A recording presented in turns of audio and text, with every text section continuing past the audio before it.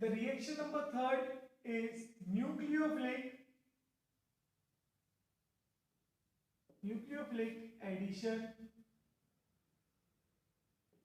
reaction. Nucleophilic addition reaction NAR, short में क्या बोलूंगा इसको, NAR. अब देखो सबसे पहले अपने को बात याद रखनी है, nucleophilic addition reaction is the characteristic reaction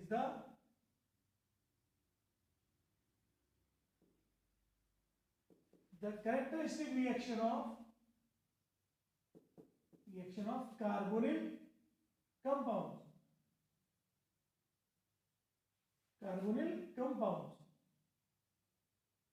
तो आपको याद रखना है nucleophilic addition reaction is the characteristic reaction of carbonyl compound. और हम मेनली कौन से कार्बोनिल कंपाउंड की बात करेंगे? कार्बोनिल कंपाउंड कौन से होते हैं? कार्बोनिल कंपाउंड्स होते हैं, carbonyl compounds are aldehydes and ketones. ठीक है, एल्डिहाइड्स एंड कीटोन्स. हम लोग कार्बोनिल कंपाउंड में भी एसिड को काउंट नहीं कर रहे क्योंकि एसिड एक वैरायटी ऑफ कार्बोनिल कंपाउंड. हम लोग मेनली बात कर रहे हैं कार्बोनिल कंपाउंड में एल्डिहाइड्स एंड कीटोन. तो हमारे कार्बोनिल कंपाउंड क्या है? एल्डिहाइड और कीटोन. देखो जरा हम देखते हैं कि हमारी न्यूक्लियोफिलिक एडिशन रिएक्शन कैसे होती है, उसका मैकेनिज्म कैसे होता है. तो देखो C double bond O, this is carbonyl compound. It may be aldehyde और इट मे बी कीटोन. ये एल्डिहाइड भी हो सकता है और कीटोन भी हो सकता है. मैंने रिएजेंट यूज किया Nu और E, एक ऐसा रिएजेंट जिसमें न्यूक्लियोफाइल इलेक्ट्रोफाइल दोनों प्रेजेंट है. अब देखो ध्यान से, जैसे ये बॉन्ड शिफ्ट होगा यहाँ पर कार्बन पे जनरेट होगा पॉजिटिव बॉन्ड. ऑक्सीजन पे क्यों शिफ्ट हुआ? क्योंकि कभी भी कोई भी दो हेटेरो एटम के बीच में अगर कभी भी मल्टीपल बॉन्ड प्रेजेंट है तो वो बॉन्ड हमेशा जो शिफ्ट होगा वो उस एटम के ऊपर शिफ्ट होगा जिसकी इलेक्ट्रोनेगेटिविटी ज्यादा है. तो oxygen is more electronegative than carbon. That's why oxygen ने क्या किया? बॉन्ड अपने ऊपर शिफ्ट कर लिया. और जैसे ही ऑक्सीजन के ऊपर बॉन्ड शिफ्ट हुआ कार्बन के ऊपर क्या चार्ज आया? कार्बन के ऊपर है पॉजिटिव चार्ज. अब रिएक्शन का नाम ही है nucleophilic addition reaction. That means attack कौन करेगा? न्यूक्लियोफाइल करेगा. नेगेटिव किस पे अटैक करता है? पॉजिटिव पर. और आपका प्रोडक्ट क्या बन गया? कार्बन कार्बन न्यूक्लियोफाइल और ऑक्सीजन नेगेटिव. आपका कंपाउंड क्या बना? कार्बन सिंगल बॉन्ड और न्यूक्लियोफाइल और ऑक्सीजन के ऊपर नेगेटिव. अब O नेगेटिव के ऊपर अटैक करेगा बेटा इलेक्ट्रोफाइल. अब O नेगेटिव के ऊपर अटैक करेगा इलेक्ट्रोफाइल. देखो जो फर्स्ट स्टेप थी यही थी यहाँ पर रेट डिटरमाइनिंग स्टेप. जो फर्स्ट स्टेप थी वही थी रेट डिटरमाइनिंग स्टेप यानी स्लो स्टेप. क्योंकि फर्स्ट स्टेप में क्या हुआ? बॉन्ड शिफ्ट हुए और पोलैरिटी जनरेट हुई. अब सेकंड स्टेप में जब इलेक्ट्रोफाइल अटैक कर लेगा तो हमारा प्रोडक्ट बनेगा कार्बन कार्बन न्यूक्लियोफाइल ऑक्सीजन के साथ electrophile. This will be our product. तो एक बेसिक सा मैकेनिज्म है, हमने ये देखना था कि रिएक्शन कैसे होगी. अब अगर मैं बोलूं reactivity of carbonyl compounds towards nucleophilic addition reaction. तो देखो कार्बोनिल कंपाउंड कितना रिएक्टिव होगा टुवर्ड्स न्यूक्लियोफिलिक एडिशन रिएक्शन वो डिपेंड करेगा किस किस चीज पर. सबसे पहली चीज कार्बन जो sp2 हाइब्रिडाइज्ड है, देखो this carbon is sp2 hybridized carbon, उसके ऊपर कितना पॉजिटिव चार्ज जनरेट हो रहा है. जितना इस कार्बन के ऊपर पॉजिटिव चार्ज जनरेट होगा उतना ही न्यूक्लियोफाइल क्या करेगा? यहाँ की जल्दी से अटैक कर सकता है. That means is directly proportional to positive charge on sp2 hybridized carbon. एक चीज और, एक फैक्टर और, अगर यहाँ पे जो ग्रुप जुड़े हुए हैं, suppose this is x and this is y, ये ग्रुप जितने ज्यादा बल्की होंगे उतने क्या होगा? स्टेरिक हिंड्रेंस जनरेट होगी. स्टेरिक हिंड्रेंस का मतलब ये दोनों ग्रुप क्या जितने बल्की होंगे ये उतना एरिया कवर अप कर लेंगे तो न्यूक्लियोफाइल यहाँ पे आकर के अटैच नहीं हो पाएगा या फिर लेस अमाउंट में अटैच हो पाएगा. तो जैसे ही न्यूक्लियोफाइल अटैक करेगा तो इन दोनों बल्की ग्रुप के स्टेरिक हिंड्रेंस की वजह से न्यूक्लियोफाइल जो है वो कम अटैक कर पाएगा. दैट मींस जितना ज्यादा स्टेरिक हिंड्रेंस होगी उतना ही ज्यादा क्या होगी, न्यूक्लियोफिलिक एडिशन रिएक्शन कम होगी। That means reactivity of carbonyl compound towards nucleophilic addition reaction is directly proportional to positive charge on sp2 hybridized carbon and inversely proportional to steric hindrance. Inversely proportional to steric hindrance. तो carbonyl compound की reactivity जो होगी nucleophilic addition reaction के towards, वो दो factors पे depend करेगी। सबसे पहला फैक्टर होगा positive charge on sp2 hybridized carbon and second part is steric hindrance. जितनी ज्यादा स्टेरिक हिंड्रेंस होगी उतनी रिएक्टिविटी कम होगी, जितना ज्यादा पॉजिटिव चार्ज होगा उतनी रिएक्टिविटी क्या होगी, ज्यादा होगी। चलो कुछ क्वेश्चंस करते हैं इसी के बेसिस पर। अगर मैं आपसे बात करूं, मैं क्वेश्चन बोल रहा हूं arrange the following compounds on the basis of their reactivity towards nucleophilic addition reaction. Arrange the given compounds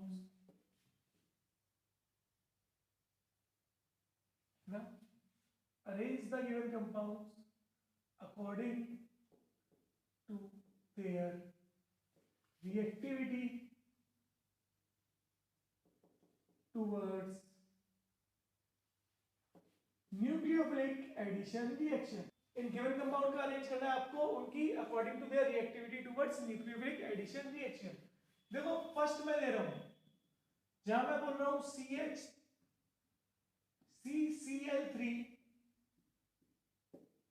है ना, Cl is chlorine, CHO, CCl3 CHO, HCHO and CH3 CHO। अब अगर मैं बात करूं कि इनमें सबसे ज्यादा रिएक्टिव कौन है, तो ध्यान से देखो, अगर मैं इसको बनाऊं CCl3 C double bond OH, ऐसे बना सकता हूं इसको, यहां क्या बना सकता हूं HC डबल बॉन्ड O और H, और यहां पर CH3 C डबल बॉन्ड और H। देखो बेटा, सबसे पहले आप बॉन्ड को शिफ्ट कराओ, यहां नेगेटिव और यहां पॉजिटिव, सेम बॉन्ड शिफ्ट होगा, यहां पर नेगेटिव यहां पॉजिटिव, सेम बॉन्ड शिफ्ट होगा, यहां नेगेटिव और यहां पॉजिटिव।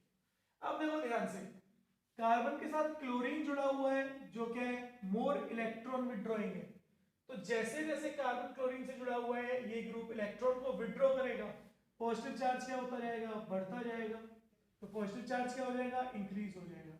यहां पर क्या होगा, हाइड्रोजन जो है उसका इंडक्टिव इफेक्ट होता है जीरो।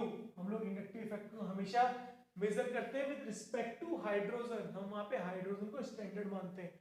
दैट मींस हाइड्रोजन का कोई भी इंडक्टिव इफेक्ट नहीं अप्लाई हो रहा, दैट मींस यहां पर कोई इफेक्ट नहीं आएगा पॉजिटिव चार्ज में। यहां पर देखो CH3 is electron donating group, CH3 is electron donating group. अगर CH3 ने इलेक्ट्रॉन दे दिए तो पॉजिटिव चार्ज क्या हो जाएगा, कम हो जाएगा। अगर CH3 ने इलेक्ट्रॉन दे दिए तो इलेक्ट्रॉन ने पॉजिटिव चार्ज को न्यूट्रलाइज किया और पॉजिटिव चार्ज कम हो गया। तो देखो रिएक्टिविटी सबसे ज्यादा किसकी होगी, जिसके ऊपर पॉजिटिव चार्ज क्या होगा, सबसे ज्यादा होगा। कौन से कार्बन पे, sp2 हाइब्रिडाइज्ड कार्बन पे। That means the reactivity order is this, है ना, सेम कंपाउंड है, इन्हीं को एक्सप्लेन करके लिखा है मैंने। इसी के अंदर क्वेश्चन नंबर सेकंड में दे रहा हूं CH3 C double bond OH, CH3 CH2 C double bond O और H, और CH3 C double bond O और CH3। आपके पास तीन कंपाउंड्स हैं, आपको बताना है इनमें सबसे ज्यादा रिएक्टिव कौन है।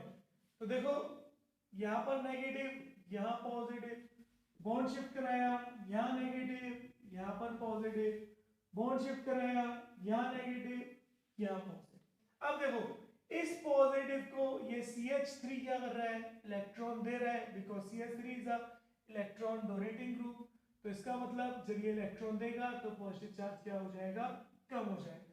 यहां देखो इस कार्बन को, ये वाला कार्बन तो दे ही रहा है और ये वाला कार्बन इस कार्बन को इलेक्ट्रॉन दे रहा है, तो कुछ ना कुछ इलेक्ट्रॉन तो क्या हो रहे हैं, यहाँ पे ट्रांसफर हो रहे हैं, जिससे पॉजिटिव चार्ज और भी कम हो जाएगा, क्योंकि यहाँ सिर्फ एक कार्बन दे रहा था, यहाँ दो कार्बन दे रहे हैं। देखो यहाँ पर भी दो कार्बन ही इलेक्ट्रॉन दे रहे हैं, यहाँ पे भी 2 कार्बन इलेक्ट्रॉन दे रहे हैं, लेकिन दोनों में डिफरेंस है। कैसे? यहाँ पर जब ये कार्बन इलेक्ट्रॉन दे रहा था इसको, तो बीच में एक एजेंट था, उस एजेंट ने क्या किया, कुछ इलेक्ट्रॉन अपने पास रख लिए और कुछ ही इसको पास किए। लेकिन यहाँ पे क्या हुआ, ये दोनों कार्बन क्या बोले कि हम तो डायरेक्ट ही इसको डोनेट करेंगे, है ना, हम तो डायरेक्ट ही इलेक्ट्रॉन को डोनेट करेंगे। जब इन दोनों ने डायरेक्ट डोनेट किया, सपोज ये 1000 रुपए दे रहा था, ये भी 1000, तो इसके पास पहुंचने थे 2000 रुपए, लेकिन इसने क्या किया, खुद के तो 1000 दे दिए, लेकिन इसके 1000 रुपए में से 500 रुपए खुद रखे और 500 दे दिए, यानी इसके पास टोटल तो गए 1500 रुपए। लेकिन यहाँ पर इसने 1000 दिए और इसने 1000 दिए और टोटल कितने गए, 2000 रुपए। यानी बीच का जो एजेंट है वो है ही नहीं, है ना, बीच का जो एजेंट है वो यहाँ पे है ही नहीं, जिसकी वजह से क्या हो रहा है, इलेक्ट्रॉन ज्यादा जो है डोनेट हो जा रहे हैं, तो पॉजिटिव चार्ज क्या होगा, और भी ज्यादा कम हो जाएगा। तो सबसे कम पॉजिटिव चार्ज किस पे होगा, इस पर, देन इस पर, देन इस पर। तो सबसे ज्यादा रिएक्टिव कौन होगा, अगर कंपेयर करूं तो तीनों के कंपैरिजन में इसमें पॉजिटिव चार्ज ज्यादा है, देन इसमें, देन सबसे कम इस पे। तो ऑर्डर क्या होगा, रिएक्टिविटी ऑर्डर होगा, ठीक है, रिएक्टिविटी ऑर्डर क्या होगा, रिएक्टिविटी ऑर्डर होगा ये। एक और क्वेश्चन करते हैं, यही कर लेते हैं इसी के नीचे, question number RC double bond O और H। R is any alkyl group, second is ARC double bond OH। AR stands for aromatic ring, और मेनली मैं बात करूंगा किसकी, बेंजीन रिंग की, तो यहाँ पे AR हम किसको बोल रहे हैं, बेंजीन रिंग को। And the third is ARC double bond O, R is alkyl group। अब आपसे पूछा जा रहा है कि यहाँ पे रिएक्टिविटी सबसे ज्यादा किसकी है, तो देखो फिर से जब बॉन्ड शिफ्ट होगा यहाँ नेगेटिव और यहाँ पॉजिटिव, बॉन्ड शिफ्ट होगा यहाँ नेगेटिव यहाँ पॉजिटिव, बॉन्ड शिफ्ट होगा यहाँ नेगेटिव और यहाँ पॉजिटिव। अब देखो यहाँ पर खाली एल्काइल ग्रुप दे रहे हैं, ठीक है, यहाँ एल्काइल ग्रुप दे रहा है तो क्या होगा, चार्ज कम। यहाँ पॉजिटिव चार्ज जो है वो एरोमेटिक रिंग दे रही है, एरोमेटिक रिंग इलेक्ट्रॉन दे रही है, या हम बोल सकते हैं पॉजिटिव चार्ज रिजोनेंस में पार्टिसिपेट कर रहा है। अगर पॉजिटिव चार्ज बेंजीन रिंग के साथ रिजोनेंस में पार्टिसिपेट करेगा, that means it is less available, है ना, जब रिजोनेंस में पार्टिसिपेट करेगा तो क्या होगा, अब वो कम अवेलेबल होगा रिएक्शन के लिए, यानी यहाँ पे क्या हो रहा है, पॉजिटिव चार्ज कम होता जा रहा है। और यहाँ पर देखो, यहाँ पर भी पॉजिटिव चार्ज बेंजीन रिंग के साथ तो अवेलेबल हो ही रहा है, ठीक है, बेंजीन रिंग के साथ तो रिजोनेंस में इन्वॉल्व हो ही रहा है, यानी लेस अवेलेबल है। साथ में क्या हुआ, एल्काइल ग्रुप ने क्या किया, उसको इलेक्ट्रॉन्स भी विड्रॉ करके दे दिए, तो जब एल्काइल ग्रुप ने उसको इलेक्ट्रॉन भी डोनेट कर दिए तो पॉजिटिव चार्ज और कम हो गया, और साथ में रेजोनेंस में इन्वॉल्व भी हो रहा है। तो जब ये दो प्रोसेस एक साथ हो रहे हैं तो सबसे पॉजिटिव चार्ज कम किस पे हो जाएगा, इस पर हो जाएगा। ये था पॉजिटिव चार्ज। इससे पहले जो हमने क्वेश्चन देखे वहां पे कोई बल्की ग्रुप नहीं थे, तो हमने स्टेरिक एंट्रेंस की बात नहीं की। लेकिन यहाँ पर देखो ये एल्काइल ग्रुप है, सपोज दैट CH3 और ये बेंजीन रिंग है, तो कौन ज्यादा बल्की होगा, बेंजीन रिंग। और यहाँ पर बेंजीन रिंग के साथ एक एल्काइल ग्रुप भी आ गया, तो सबसे ज्यादा स्टेरिक एंट्रेंस किसमें हुई, इसमें, देन इसमें, और सबसे कम स्टेरिक एंट्रेंस यहाँ। तो अगर स्टेरिक एंट्रेंस के अकॉर्डिंग भी देखूंगा तो भी सबसे ज्यादा रिएक्टिव ये और सबसे कम रिएक्टिव ये, और अगर पॉजिटिव चार्ज के अकॉर्डिंग देखूंगा तब भी सबसे ज्यादा रिएक्टिव ये और सबसे कम रिएक्टिव ये। तो आप दोनों फैक्टर क्या कर सकते हो बेटा, चेक कर सकते हो। तो ये हमने किए कुछ क्वेश्चंस प्रैक्टिस, इसको नोट करो। फिर हम लोग बात करते हैं effect of catalyst on nucleophilic addition reaction. Catalyst का क्या इफेक्ट होता है न्यूक्लियोफिलिक एडिशन रिएक्शन पर। Effect of catalyst on nucleophilic addition reaction. हम बात करें कैटलिस्ट का क्या इफेक्ट पड़ेगा न्यूक्लियोफिलिक एडिशन रिएक्शन के लिए, लेकिन उससे पहले एक बात और जानो, हम न्यूक्लियोफिलिक एडिशन रिएक्शन में कैटलिस्ट क्यों यूज करते हैं। जनरली क्या होता है, जो भी आपके कार्बोनिल कंपाउंड्स होते हैं उन्हीं में न्यूक्लियोफिलिक एडिशन रिएक्शन होगी, और कार्बोनिल कंपाउंड्स क्या होते हैं, ज्यादा स्टेबल होते हैं as compare to other compounds, और जिसमें कीटोन तो कुछ ज्यादा ही स्टेबल होता है। तो क्या होगा, कार्बोनिल कंपाउंड इजीली रिएक्ट नहीं करते रिएजेंट से, इसलिए मेरे को क्या करना पड़ेगा, कैटलिस्ट यूज करने पड़ेंगे। अब मेनली मैं दो तरह के कैटलिस्ट यूज करता हूँ, एक एसिड कैटलिस्ट और एक बेस कैटलिस्ट। और कैटलिस्ट को कहाँ पे यूज करूंगा, हमेशा मीडियम में यूज करूंगा। और एक बात याद रखना, जो भी चीज मीडियम से लेते हो वो चीज मीडियम को आपको वापस लौटानी पड़ती है, क्योंकि जो मीडियम के कंपोनेंट होते हैं वो रिएक्शन में पार्टिसिपेट तो करते हैं लेकिन वो प्रोडक्ट में नहीं फॉर्म होंगे। तो आप जो भी चीज मीडियम से लोगे वो आप मीडियम को बेटा वापस लौटाओगे। तो सबसे पहले मैं एसिड कैटलिस्ट की बात करता हूं। सबसे पहले मैं एसिड कैटलिस्ट की बात करता हूं। सबसे पहले मैंने बात की एसिड कैटलिस्ट, ठीक है, एसिड कैटलिस्ट। अब एसिड कैटलिस्ट को कब यूज करेंगे हम लोग, बात आती है ये क्या एसिड कैटलिस्ट को कब यूज करोगे। तो if nucleophile is neutral atom, if nucleophile is neutral atom, then acid catalyzed medium, जिसमें मैं बोलूंगा हम लोग हमेशा वीक एसिडिक मीडियम को ही यूज करते हैं ना। Acid catalysed medium is used. If nucleophile is neutral atom then acid catalyzed medium यानी weak acidic medium is used in nucleophilic addition reaction। तो nucleophilic addition reaction में हम लोग acid catalyzed nucleophile को कब यूज करेंगे, acid catalyzed medium को कब यूज करेंगे, जब हमारा nucleophile क्या होगा, न्यूट्रल एटम होगा। जैसे मैं आपको एक एग्जांपल देता हूँ। सपोज दैट मैंने आपको एक एग्जांपल दिया जहां मैंने बोला CH3 C double bond O और H, this is our substrate. अब मैं क्या कर रहा हूं, सबस्ट्रेट की रिएक्शन करा रहा हूं एक बार सिंपल NH2NH2 से हाइड्राजीन से, ठीक है, NH2NH2 इज हाइड्राजीन। ये रिएक्शंस अभी आगे पढ़ेंगे, एक बेसिक एग्जांपल ले रहा हूं इसलिए मैंने आपके लिए रिएक्शन लिखी। दूसरी कंडीशन में क्या कर रहा हूं, दूसरी बार मैं रिएक्शन कर रहा हूं H पॉजिटिव की प्रेजेंस में NH2NH2 के साथ। अब भी क्या हाइड्रोजन है लेकिन क्या है, मैंने कौन सा मीडियम यूज किया, वीक एसिड कैटलाइज्ड मीडियम। मैंने कौन सा मीडियम यूज किया, weak acid catalysed medium use किया। तो देखो एसिडिक मीडियम यूज होने की वजह से क्या होगा, H पॉजिटिव क्या करेगा, यहाँ पे पोलरिटी जनरेट कर देगा।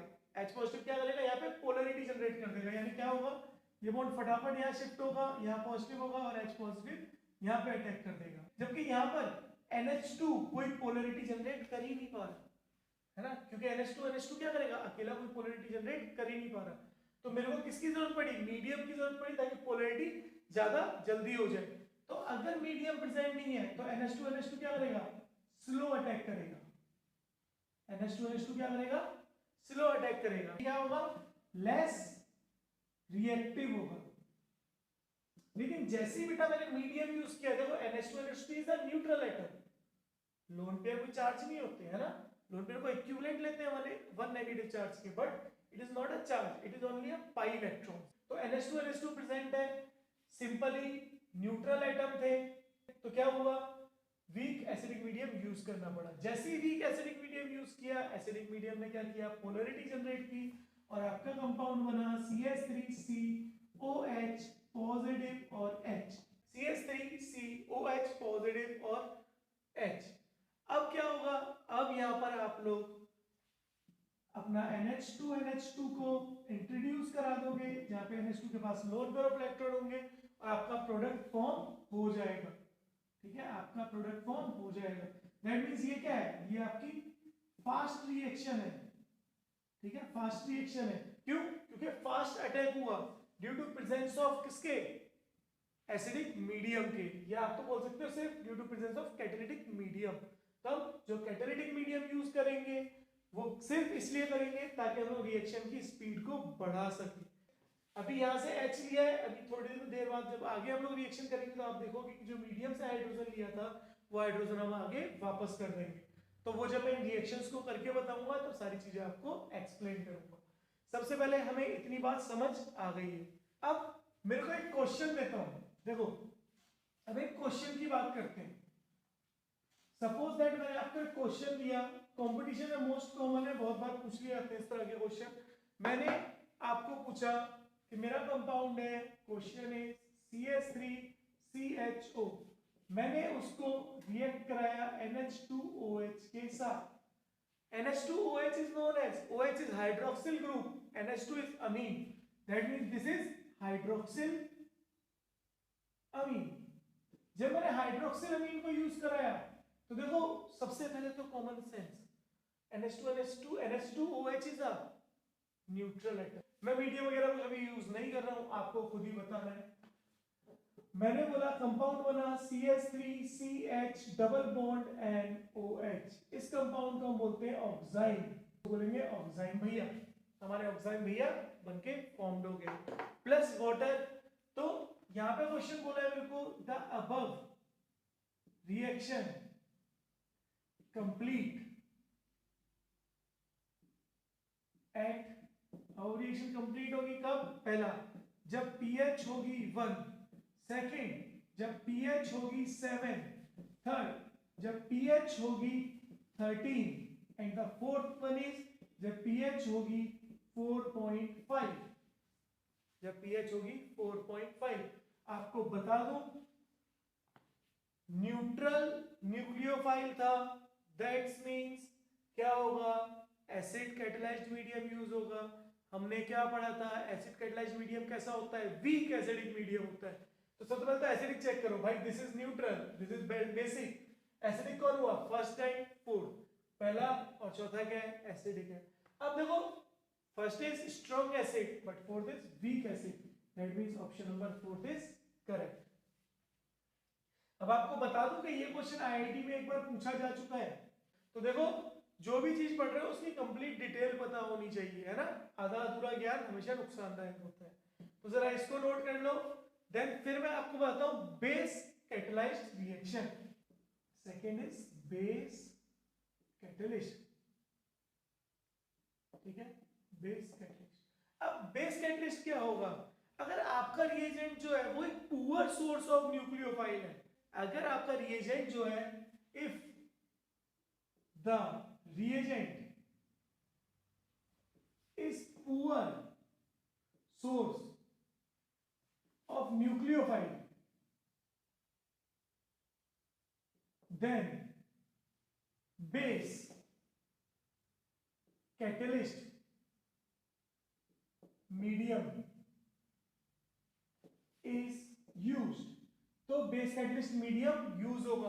अगर आपका जो रिएजेंट है वो पुअर सोर्स ऑफ न्यूक्लियोफाइल है तो बेस कैटलिस्ट मीडियम को क्या करते हैं बेटा, हम लोग यूज करते हैं। कई बार सबको समझ आ रही है?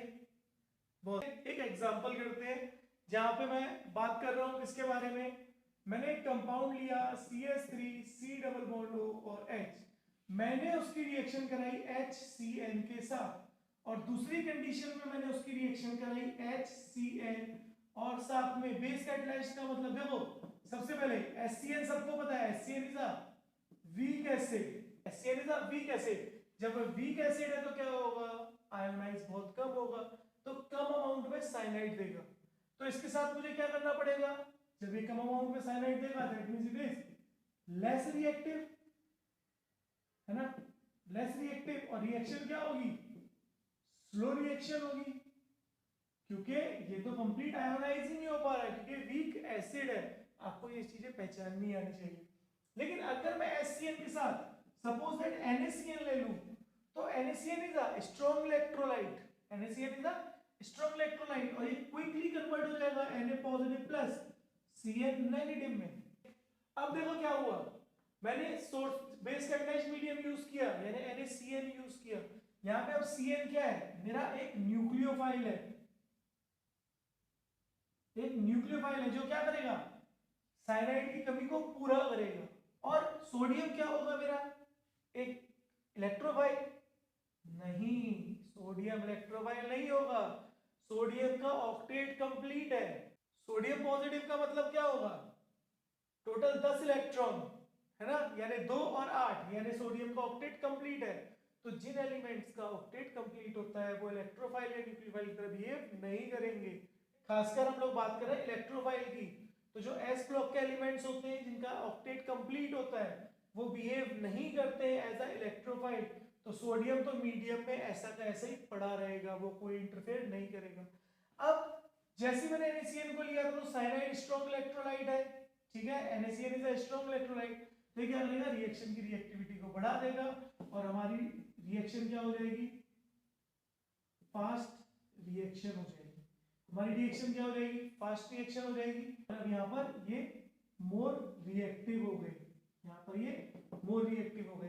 तो आपको पता पड़ रहा है कि हम एसिड कैटलिस्ट को या बेस कैटलिस्ट को हम लोग क्यों यूज करते हैं, ताकि हमारी रिएक्शन की स्पीड को बढ़ा सकें, क्योंकि हमारे कार्बोनिल कंपाउंड क्या होते हैं, वो ऑलरेडी लेस रिएक्टिव होते हैं, क्योंकि उनमें पोलैरिटी जनरेट करना थोड़ा सा टफ होता है। तो मैं कोई भी अगर मीडियम यूज करूंगा तो मीडियम की हेल्प से क्या होगा, वहां पर पोलैरिटी जल्दी जनरेट हो जाएगी और रिएक्टिविटी बढ़ जाएगी। मैकेनिज्म ऑफ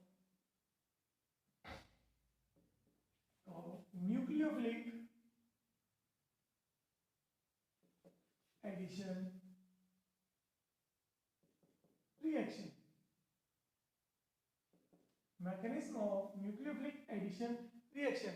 सबसे पहले मैं बात कर रहा हूं इन प्रेजेंस, प्रेजेंस ऐसे लिखता हूं, in presence of acidic medium, acidic medium मतलब एसिड कैटलाइज्ड मीडियम। सबसे पहले मैं रिएक्शन करूंगा किसकी प्रेजेंस में, एसिड कैटलाइज्ड मीडियम की। देखो एग्जांपल लेते हैं, मैंने बोला RC डबल बॉन्ड O और R डैश, मैंने यहां पे रिएक्शन कराई HNU की, न्यूक्लियोफाइल की, in presence of acidic medium, in presence of acidic medium. तो प्रोडक्ट क्या बनेगा, देखो स्टेप वाइज देखते हैं। मैंने बोला स्टेप नंबर फर्स्ट, मैंने बोला स्टेप नंबर फर्स्ट, कंफ्यूज मत होना। आप लोग बोलोगे सर आपने तो न्यूट्रल एटम बोला था, suppose that HNU is a neutral atom, suppose that HNU is a neutral atom.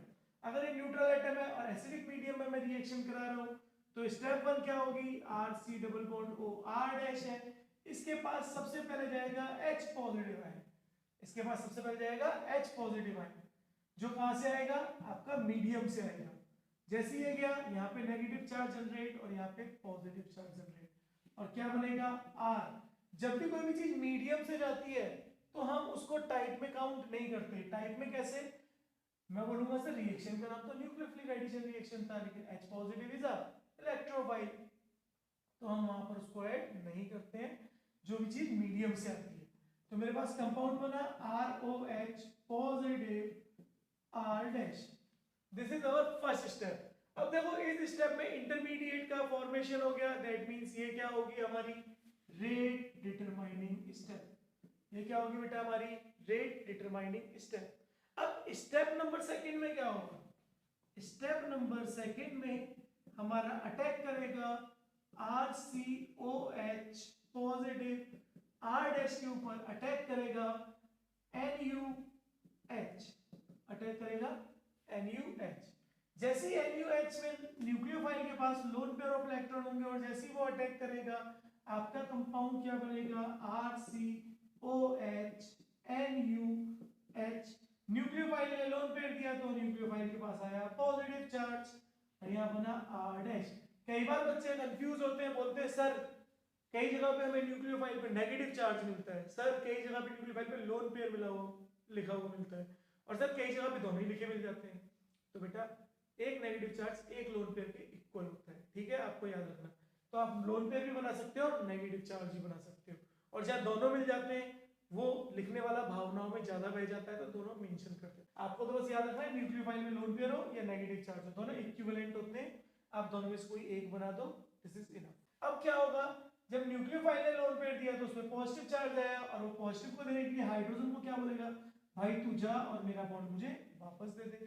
Hydrogen ने बॉन्ड दिया और आपका कंपाउंड क्या बना, RCOH R डैश और NU प्लस प्लस। आपने जो H पॉजिटिव आयन देखो स्टार्टिंग में लिया था, आपने जो स्टार्टिंग में H पॉजिटिव आयन मीडियम से लिया था, देखो वो H पॉजिटिव आयन मीडियम को वापस कर दिया है, तो जो मीडियम से लेते हैं उसको मीडियम को हमें लौटाना ही पड़ेगा।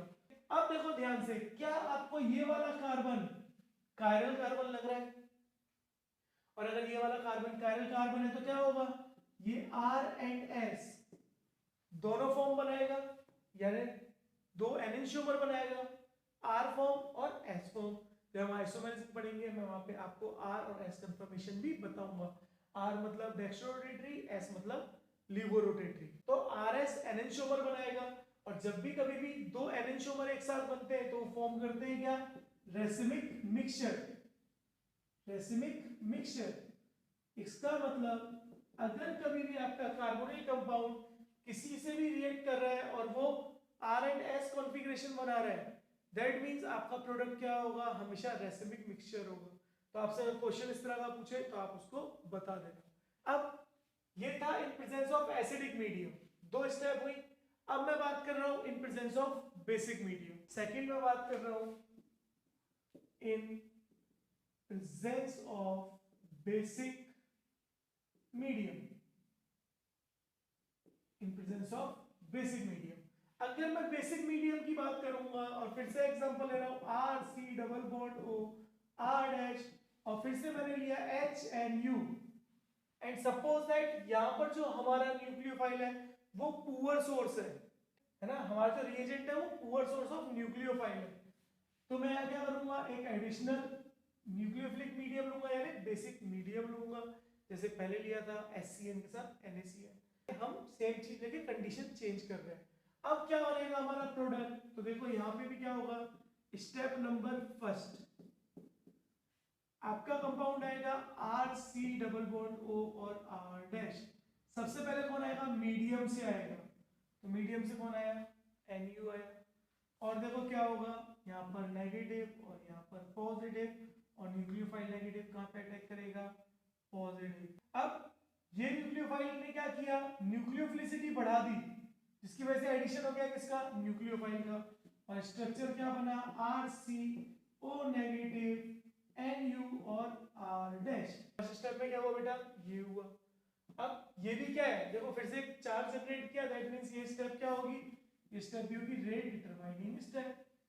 अब स्टेप नंबर सेकंड, अब यहाँ पे देखो मैंने आपको बताया था न्यूक्लियोफिलिक एडिशन रिएक्शन में कोई कार्बोकैटायन वगैरह नहीं बन रहा है, ठीक है, समझ आ रहा है। मीडियम के अकॉर्डिंग हम लोग बना रहे हैं रेट डिटरमाइनिंग स्टेप और प्रोडक्ट, तो वहां पे कंफ्यूज मत होना। देखो नेक्स्ट मैं बात कर रहा हूं RCO negative NU R dash. जैसे ही मैं यहाँ पे अटैक कराऊंगा HNU, तो H पॉजिटिव NU नेगेटिव, और पॉजिटिव अटैक करेगा कहां पर, यहाँ पर, और क्या बना देगा RCOH NU, तो NU तो निकल जाएगा और क्या बनेगा RCOH, एक NU यहाँ पे था और R डैश यहाँ पर था, प्लस क्या बना NU nucleophile.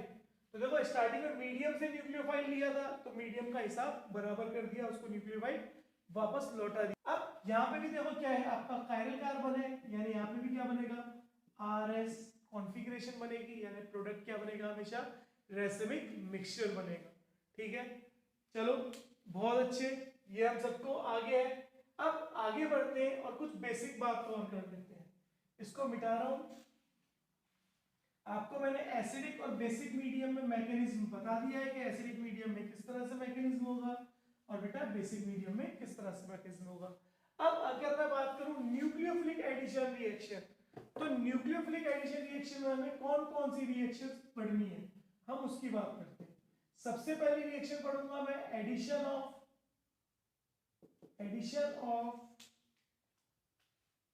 HCN in presence of NaCN। Second reaction में पढ़ूंगा addition of NaHSO3 sodium bisulphide. Third reaction में पढ़ूंगा एडिशन ऑफ अमीन, ठीक है, addition of amine. Fourth reaction में पढ़ूंगा addition of ammonium derivatives. Fifth reaction में पढ़ूंगा एडिशन ऑफ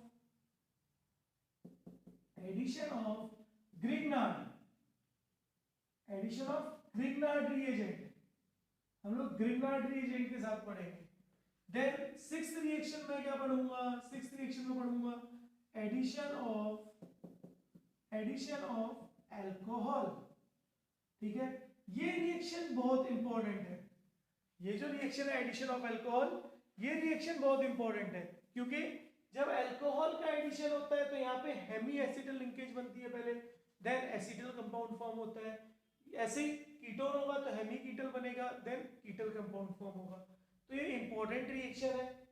7th में पढ़ूंगा एडिशन ऑफ